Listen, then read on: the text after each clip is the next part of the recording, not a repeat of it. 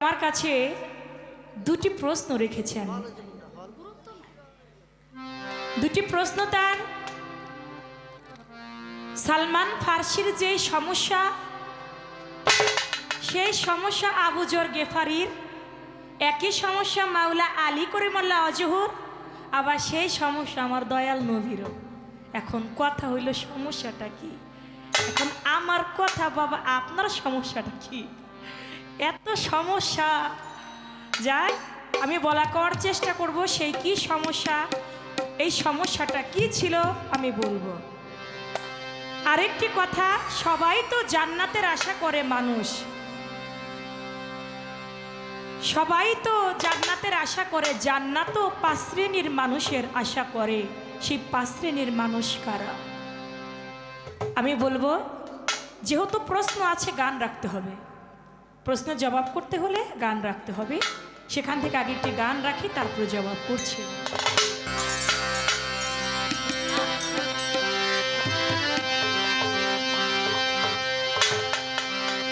ও যার নাম স্মরণে আল্লাহ খুশি, সেই নাম হযরত মুহাম্মদ। ও যার নাম স্মরণে আল্লাহ খুশি, সেই নাম হযরত মুহাম্মদ। দিন থাকিতে চিনাই আমার নবীজির উম্মতে রে, দিন থাকিতে চিনাই আমার নবী মুহাম্মদ। আল্লাহ খুশি, সেই নাম হযরত মুহাম্মদ।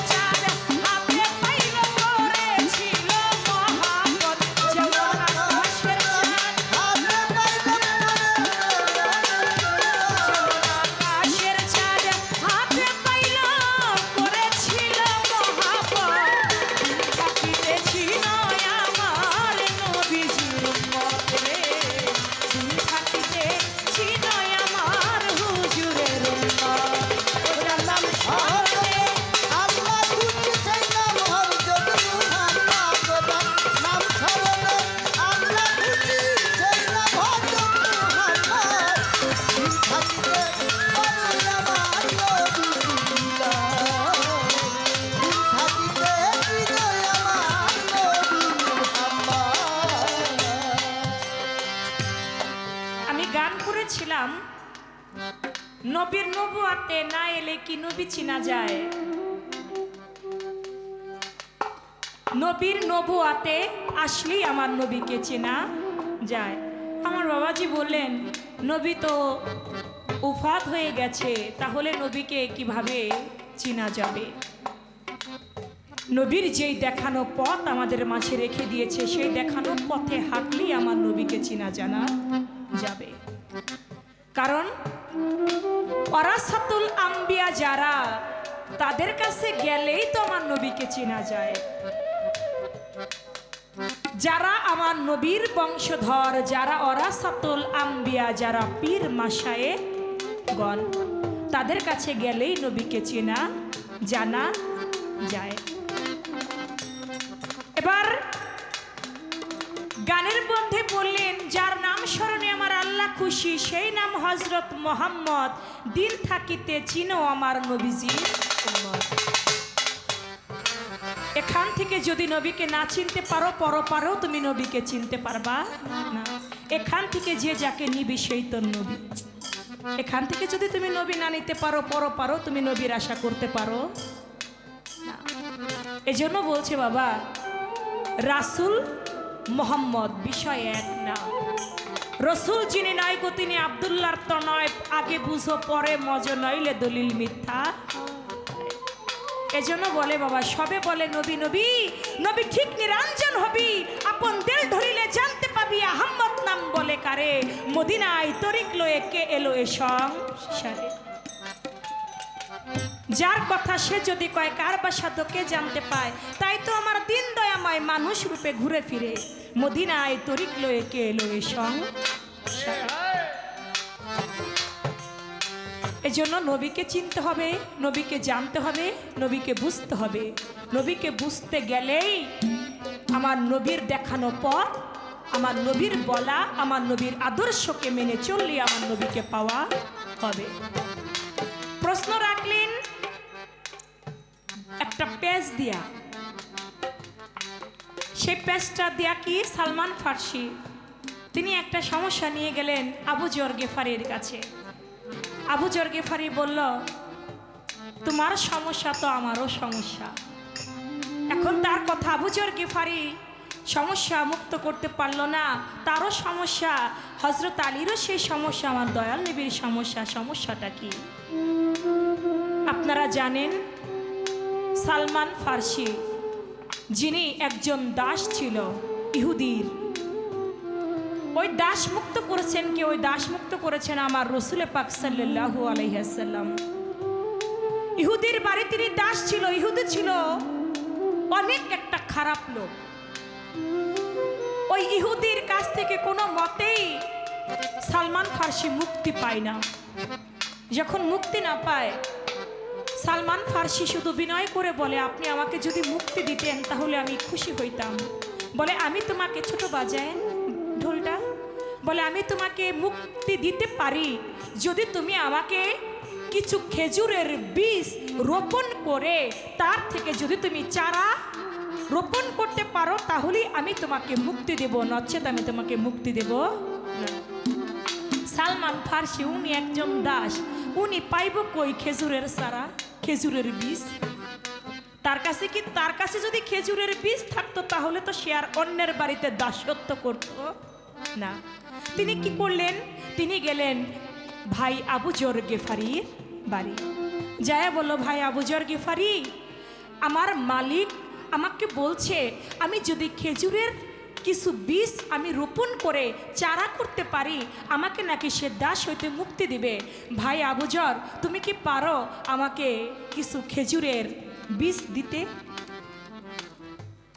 বলে, ভাই সালমান ফার্সি, তুমি আমার ভাই, মুসলমান ভাই, তুমি আমার ভাই, তুমি যে সমস্যাটা নিয়ে আসছো, আমি আবু যর গেফারি এমনই একজন মানুষ, আমি এক কাপড়ে নামাজ পড়ি, আমার স্ত্রীও সেই কাপড়েই নামাজ।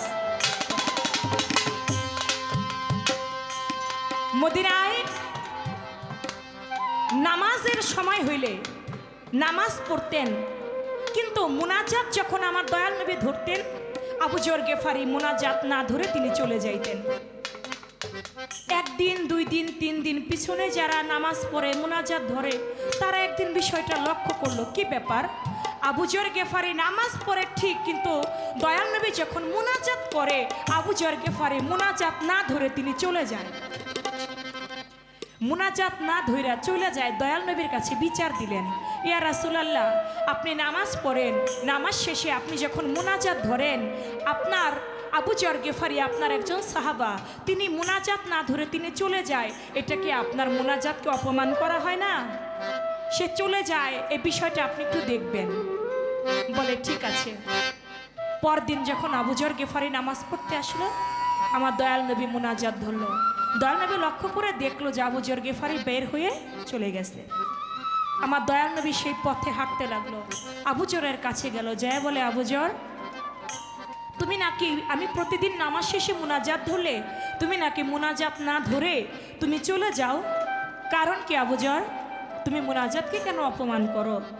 কয়, ইয়া রাসূলুল্লাহ, আমি কি বলবো আপনাকে, আপনি হয়তো জানেন না, আমি আবু যর, আপনি যখন নামাজের সময় হয় আপনি নামাজ পড়ান, আমি নামাজ পড়তে আসি, আপনি যখন মুনাজাত ধরেন আমি দৌড়ে তখন বাড়িতে যাই, বাড়িতে গিয়ে আমার একটাই কাপড় আমার স্ত্রীকে বাড়ির ভিতরে একটা গর্ত আছে, ঘরের ভিতরে একটা গর্ত করে রাখছি, আমি যখন আসি আমার স্ত্রী ওই কাপড়টা আমাকে খুলে দেয়, ওই কাপড়টা আমি পরে আসি, আবার আমি যখন নামাজ শেষে বাড়িতে আসি কাপড়টা আমি খুলে দিই, আমার স্ত্রী আবার ওই কাপড়টা পরেই নামাজ আদায় করে, যাতে নামাজের সময়টা দেরি না হয়ে যায়, এজন্য আমি মুনাজাত করবার মতো সময় সুযোগ আমার হয় না, ইয়া রাসূলুল্লাহ, আপনি আমাকে দয়া করে ক্ষমা করে দিবেন। কয়, আবু যর, তুমি মুনাজাত না ধরেছো তাতে কোনো সমস্যা নাই, আজ থেকে তোমার উসিলায় মদিনার মধ্যে যদি কেউ মুনাজাত নাও ধরে তার কোনো গুনাহ নাই। মদিনায় যদি এখনো নামাজ শেষে কেউ মুনাজাত না ধরে তাতে কোনো সমস্যা নাই। অনেক মসজিদে আছে নামাজ হয় কিন্তু নামাজ শেষে মুনাজাত হয় না, এই একমাত্র আবু যর গেফারির জন্য। আবু যর গেফারির কাছে বলল, ভাই তুমি কি পারো আমাকে কিছু খেজুরের চারা দিতে, খেজুরের বীজ দিতে? আবু যর গেফারি বলে, ভাই রে, আমি তো একজন গরিব মানুষ, আমি তো এই সমস্যায় আছে, আমি তোমাকে কেমন করে খেজুরের বীজ দেব? বলে, তাহলে চলো ভাই মাওলা আলীর কাছে যাই। গেল মাওলা আলী করিমুল্লাহ ওজহুর বাড়ি, যায় বলে, ভাই মাওলা আলী, আমি দাসমুক্ত তখন হইতে পারবো আমি যদি খেজুরের বীজ দিতে পারি, তুমি কি পারো আমাকে একটু খেজুরের বীজ দিতে কয়েকটা? আমার হযরত আলী বলল, ভাই আমি কেমন করে বীজ দিব, আমার কাছে তো কোনো খেজুরের বীজ নাই, আমি তো সমস্যায় আছি, যদি আমার কাছে খেজুরের বীজ থাকতো তাহলে তো আমি তো একটা খুরমা বাগান করতে পারতাম, আমার কাছে তো কোনো খেজুরের বীজ নাই। বলো ঠিক আছে, তুমি চিন্তিত হয়েও না। আমার মাওলা আলী বলল, আসো আমরা দয়াল নবীর কাছে যাই। যায়া বলে, ইয়া রাসূলুল্লাহ, আমাদের ভাই সালমান ফার্সি তিনি একটা সমস্যা নিয়ে আসছে, তার সমস্যাই আবু যর গেফারির সমস্যা, তার সমস্যাই মাওলা আলীর সমস্যা, এজন্য ইসলাম বলে একটা মুসলমানের কোনো সমস্যায় পড়লে আরেকটা মুসলমান যেন এগিয়ে যায়, এটা মুসলমানদের দায়িত্ব পালন করতে হবে, তাহলে তো সে মুসলমান, নয়তো নামে মাত্র মুসলমান বলে না বাবা, কর্মের ক্ষেত্র মুসলমান দেখিয়ে দিতে হবে। এক ভাইয়ের বিপদ মানে আপনার বিপদ। তখন আবু যর গেফারি আমার মাওলা আলী যখন এই কথা বলতে লাগলো যে এই সমস্যাটা আমাদের ভাই সালমান ফার্সির, আমার দয়াল নবী বলে, চারা বীজ লাগবে তাই তো, খেজুরের বীজ, এটা তো এখন আমার কাছেও নাই, আমিও তো সমস্যায় আছি, ছোট ওইটা তো এখন আমার কাছেও নাই, আমিও তো সমস্যায় আছি, তবে দাঁড়াও একটু অপেক্ষা করো। আমার আল্লাহর কাছে ফরিয়াদ করলো আমার দয়াল নবী, জিব্রাইলের মাধ্যমে কিছু খেজুরের বীজ আমার দয়াল নবী হাতে পাইলেন। ওই হাতে পাইয়া আমার দয়াল নবী বলল, যাও সালমান ফার্সি, চলো এই বীজটা তুমি গিয়া ওই তোমার যেই মালিক, ওই মালিকের বাগানে তুমি এই বীজটা রোপণ করো, তাতে তোমার খেজুরের চারা হয়ে যাবে। সালমান ফার্সি গিয়া খেজুরের বীজটা রোপণ করলো, রোপণ করছে। ওই বীজ যখন রোপণ করলো, সঙ্গে সঙ্গে যিনি ইহুদি মালিক তিনি সঙ্গে সঙ্গে ওইখানে আগুন জ্বালায়া বীজগুলা পোড়াই দিল। দেখেন কত নিষ্ঠুর, আগুন দিয়া পুইরা বীজগুলো একবারে ছাই বানাই ফেলাইল। গিয়ে আমার দয়াল নবীর কাছে বলল সালমান ফার্সি, আবু যর গেফারি, মাওলা আলী, তিনজন গেল, যায় কইয়া রাসূলুল্লাহ ওই ইহুদি মালিক উনি তো ওই বীজগুলো আগুন দিয়া পোড়াই দিছে, এখন কি হবে? আমার দয়াল নবী বলে, এই সমস্যায় তোমরা চিন্তিত হইও না, আমি নিজেই যাব ওইখানে। আমার দয়াল নবী গেল, আমার দয়াল নবী গিয়ে বলল মাওলা আলীকে, বলল মাওলা আলী, আবু যর গেফারি, তোমরা একটা কাজ করো, তোমরা তিনজনে মিলে একটু পানি হাতে নাও, এই পানিটা তোমরা এই পুরা বীজের উপরে এই পানিটা ঢালো। পুরা বীজের উপরে যখন পানি ঢাললো, ওই পুরা বীজ হইতেই অঙ্কুর হয়ে সেখানে খেজুরের চারা হয়ে গেল, বড় চারা হয়ে গেল। শুধু বড় হইল না, সেখানে খেজুরও ধরলো, সেই খেজুরও আমার দয়াল নবীর উম্মতদের মাঝে বিলি করে দিল। ওইটা দেখে সেদিন অনেক ইহুদি ও মুসলমান হইয়া গেল আমার দয়াল নবীজির কাছে। এই ছিল তার প্রশ্ন। অনেক বড়, তো এই জন্য আমার একটু সময় বেশি লাগছে। আরো একটা প্রশ্ন করলেন আমার কাছে, 5 শ্রেণীর লোকের জন্য জান্নাত নিজেই অপেক্ষা করে, যদি এই 5 শ্রেণীর লোক আমার কাছে আসতো। তারা কারা? নাবিয়ানা, সিদ্দিকিনা, শাহেদাইয়া, সালিকিন। এই যে 4টা বংশধরের মধ্যে আছে, তাদের মধ্যে একজন আছে বাবা যারা কোরআন তেলাওয়াতকারী। জান্নাত বলে যারা কোরআন তেলাওয়াত করে, সুমধুর কণ্ঠে আমার আল্লাহ পাকের বাণী। আল্লাহ গো, ওই সমস্ত লোকদেরকে তুমি আমার জান্নাতে তুমি পাঠাইয়া দিও যারা কোরআন তেলাওয়াতকারী। এই একজন। দ্বিতীয় জন হচ্ছে যারা অযথা অনর্থ বাক্য আলাপ মুখ দিয়ে কখনোই করে না। আছে না কিছু মানুষ অসার গল্প করে, কাজের কথা তো নাই, অসার গল্প। অসার গল্প করে না যারা, যারা মুখ দিয়ে বাজে আলাপ করে না, যারা মুখ দিয়ে সদা সত্য কথা বলে, জান্নাত বলে মালিক ওই সমস্ত লোকদেরকে তুমি আমার জান্নাতে পাঠিয়ে দাও যারা মুখটাকে, জিহ্বাটাকে সত্য রেখেছে। কারণ আমার দয়াল নবী নিজেই তো বলছে, তুমি তোমার জিহ্বা এবং লজ্জা স্থান আমার কাছে জমা রাখো, আমি তোমাদেরকে জান্নাতের গ্যারান্টি দিলাম। তার মধ্যে আছে এই জিহ্বা দিয়ে যে মিথ্যা কথা বলল না, জান্নাত বলে সেই লোকের আশা আমি করি সে যেন আমার জান্নাতে দ্রুত চলে আসে। আরেকজন ব্যক্তি হচ্ছে যে খাদ্য দানকারী। আছে না সমাজে খাদ্য দান করে থাকেন, ওই সমস্ত লোকদেরকে জান্নাত আশা করে। আরেকজন আছে বস্ত্র বহনকারী, যে দান করে, ওই সমস্ত লোকদেরকে জান্নাত বলে সে যেন আমার কাছে চলে আসে। শুধু তাই নয়, সে শুধু দান করে তাই নয়, তার মধ্যে এতিমের মাল যে ঠকায় না। আছে না সমাজে এতিমের মাল কিভাবে ঠকাবে এমন মানুষ অনেক পাওয়া যায়। যারা এতিমের মাল ঠকায় না, আমার আল্লাহ পাক বলে, আমার জান্নাত বলে ওই ব্যক্তি যেন আমার কাছে দ্রুত চলে আসে। তার মধ্যে আরেকটা ব্যক্তি আছে যে বেশি বেশি আমার রসুলের দুরূদ পাঠ করে, যে বেশি বেশি আমার রসুলের দুরূদ পাঠ করে। জান্নাত বলে সেই শ্রেণীর লোক যেন আমার জান্নাতে আসে, ওই জান্নাতে আশা করে ওই 5 শ্রেণীর লোক যেন আমার জান্নাতে প্রবেশ করে। কিন্তু জান্নাতে তো অনেক মানুষই যাবে, শহীদান যাবে, গাজী যাবে, অনেক লোকে যাবে, পীর অলি আউলিয়া নবী রসুলগণ তারাও জান্নাতে যাবে। কিন্তু জান্নাতে আশা করে, জান্নাত নিজেই আশা করে এই 5 শ্রেণীর লোকে। আমি তার জবাব করলাম হাদিস বুখারী মতে। আশা করছি এই পর্যন্তই প্রশ্ন জবাব আমি রাখবো। আর প্রশ্ন করার দরকার আছে?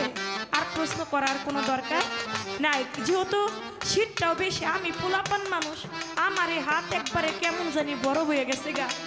আর যারা আমার থেকে একটু বেশি বয়স তাদের উপায়টা কি? হ্যাঁ, সেজন্য আমার আর প্রশ্ন করার কোনো দরকার নাই। প্রশ্নর পালাটাই পর্যন্তই রাখলাম। দুই একটা বিচ্ছেদ গান গেয়ে যতটুকু সময় আছে পার করব। এটার নাম